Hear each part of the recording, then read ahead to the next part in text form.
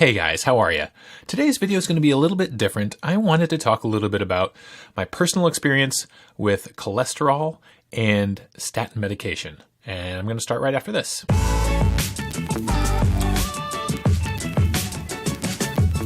Hey guys, welcome to AD Keto. My name is Aaron. This is the channel where we talk about the ketogenic diet. I do some keto food vlogs, talk a little bit about keto science, and do some keto recipes. If this is your first time here, please consider subscribing. And if you do, be sure to click the bell icon so you get a notification whenever I upload new content. All right, guys, so this is a video that's been a long time coming. I have wanted to do this video for a while. It's about cholesterol and my personal experience with cholesterol. Before I even get started, I want to make sure you guys understand that I am not a doctor. I'm not a medical professional of any kind. I'm not trying to give anyone any medical advice. This is simply my experience with the world of high cholesterol and statin medications. So I'm going to take you guys back a little while to about 2010 or so. I went for routine blood work. I, at this point, was at about age 35, 36, and my cholesterol came back as pretty high. It was around 300 total. And my doctor put me on atorvastatin medication, 20 milligrams. Atorvastatin is more commonly known as Lipitor. It's a very common cholesterol-lowering medication. And so I listened to my doctor and I went on this medication and I was on it for a while and my cholesterol numbers went down and my doctor was very happy. But I felt like garbage. My joints hurt and I had sort of a brain fog and I didn't even put two and two together. I didn't even think for a second that it was the atorvastatin that was giving me these side effects. I just chalked it up to me getting older and getting creakier, maybe getting a little bit more forgetful. But in doing a little bit of research, I found that these are very common side effects to statin medications in general. So I stayed on the medications just because my doctor told me to, and I was scared to go off them because I was afraid that if my cholesterol got too high, I would have a heart attack and die. So I began to exercise regularly, even while on the statin medications. I began to run 5K races, and I actually built up my endurance and to the point where I could run a marathon. I ran and finished the 2012 Mohawk Hudson Marathon. And in training for that marathon, I felt terrible. I would go out for a long training run on the weekends, come back and need a day to recover. My body just hurt so much. And it bummed me out because I really enjoyed running. So I yo-yoed with my weight for a little while. After this marathon, I sort of started eating poorly, ate a lot of, frozen pizzas and just made bad choices. But my cholesterol kind of stayed in that normal range because I was still on the atorvastatin. And then in early 2017, I sort of had enough yo-yoing and I decided to start keto. I found keto through a friend at work and tried it for a little while. And within a week, was in love with it because I felt amazing, better than I had in a long time. Didn't really have much of the keto flu, maybe a few days. And then I think the fourth day after I started keto, I can remember waking up and feeling like something was different. Wasn't hungry, had a lot of energy, was becoming fat adapted. So I decided to stay with it. And I also decided to drop my statin medication. And I stopped taking my statins in January and got some baseline blood work done at the time. And then a few months later, when I went to see my doctor again, had my blood work done again, and my numbers were up, which I expected. I expected my cholesterol to go up, and he was worried and really didn't know what to do. I told him that I felt better than I had in years. He wanted me to go back on the statin meds. I did not agree, did not go back on them. He said, let's give it a few more months and see how you're doing then. A few more months went by and I lost a grand total from January until about July.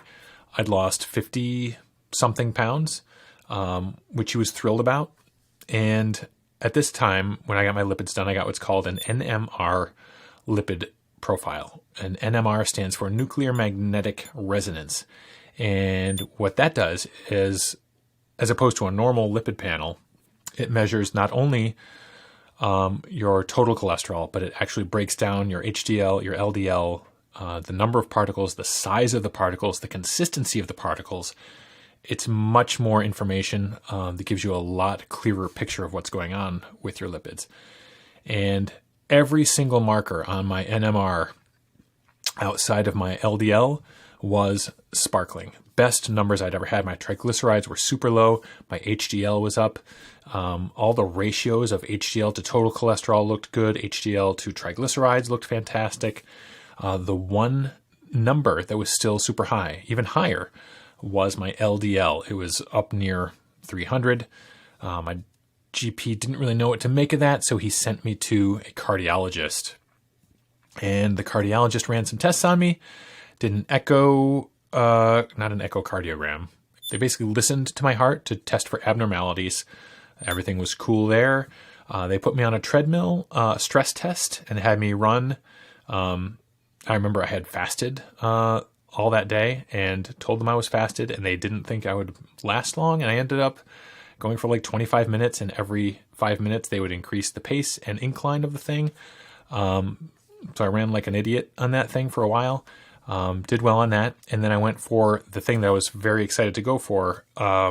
The third test that I went for at the cardiologist's office was called a calcium scoring test. And a calcium scoring test was the granddaddy test that I wanted done because it doesn't measure for markers that may or may not be indicative of cardiovascular disease like cholesterol.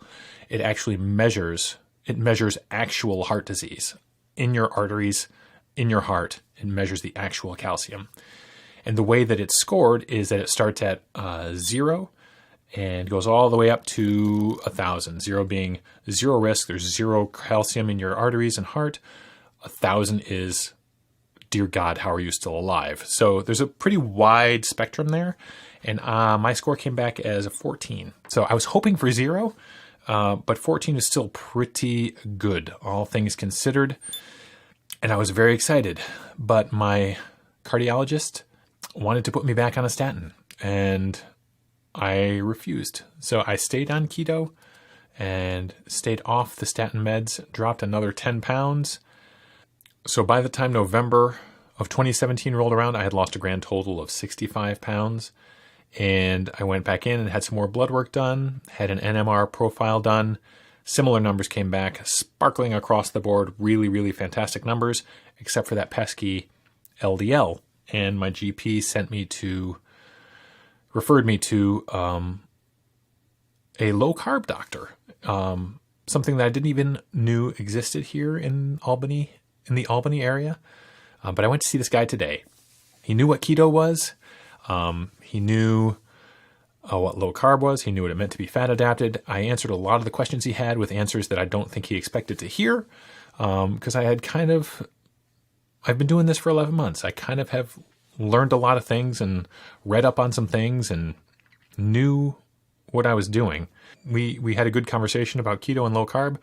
However, his whole thing is using keto to transition people to a Mediterranean diet. He's had a lot of success getting people on Mediterranean diets, which is more less fat and more protein.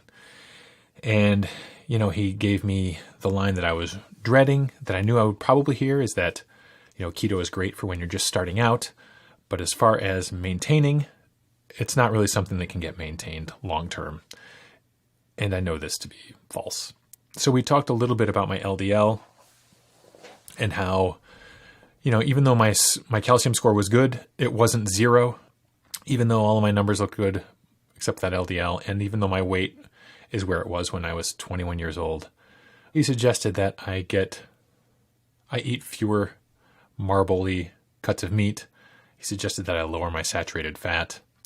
When I told him that I had butter in my coffee, he looked at me as if I had two heads. I've been doing a lot of reading about the lipid system. I've been watching a lot of videos about lipids and cholesterol. And I'll link this right up here, but there's a video by a guy named Dave Feldman, who's not a doctor, not a medical professional.